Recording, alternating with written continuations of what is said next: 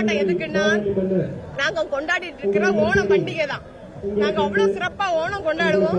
எங்க கொண்டாடிட்டு இருக்கோம்னா இது எந்த இடம்னா கன்னியாகுமரி மாவட்டம் குளித்துறைன்னு சொல்லி ஒரு பகுதியில கொண்டாடிட்டு இருக்கோம். நாங்க ஓணம் ஒரு நாள் ஓணம் கிடையாது, எங்களுக்கு 3 நாள் ஓணம் ரொம்ப சூப்பரா கொண்டாடிட்டு இருக்கோம். முதல் நாள் ஓணத்துல எங்க பிள்ளைங்க மட்டும் இல்ல, நாங்க லேடிஸ் நாங்களும் கூட சேர்ந்து எங்களுக்கும் நடக்கும் ஸ்போர்ட்ஸ் ஈவென்ட்ஸ் எல்லாம் நடக்கும். அப்புறம் 2வது நாள் எங்களோட கல்ச்சுரல்ஸ் நடக்கும். நாங்க பெரிய அம்மா எங்களுக்கும் இருக்கு, திருவாதிரை இருக்கு, எங்களுக்கும் இருக்கு, நாங்களும் பண்ணிட்டு இருக்கோம்.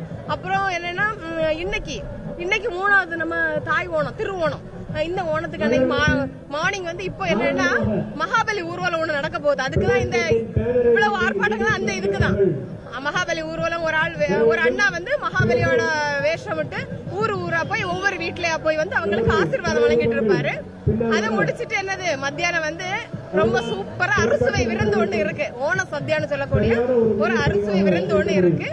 இது முடிச்சிட்டு என்னன்னா இதோட முடியல, இன்னும் இருக்கு, இன்னுதான் சூப்பரா இருக்கு. இது என்னன்னா சாயங்காலம் ஒரு 6 மணி அளவுல எங்களுக்கு ஒரு மெகா ஷோ ஒண்ணு நடக்க போகுது.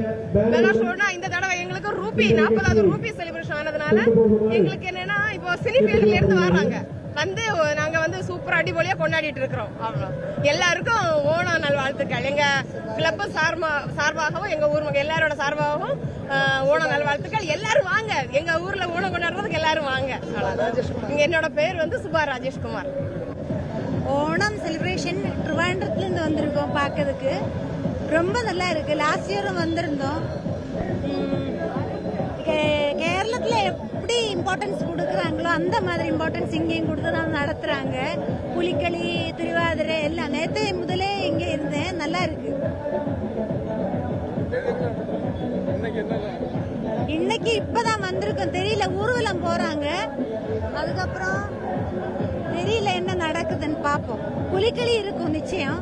சாயந்தரம் திருவனந்தபுரத்துல இருந்து ப்ரோக்ராம்ஸுக்கு வருவாங்கன்னு நினைக்கிறேன். இந்த பெரிய ஸ்டேஜ் எல்லாம் பண்ணி இருக்காங்கல்ல. சத்யா.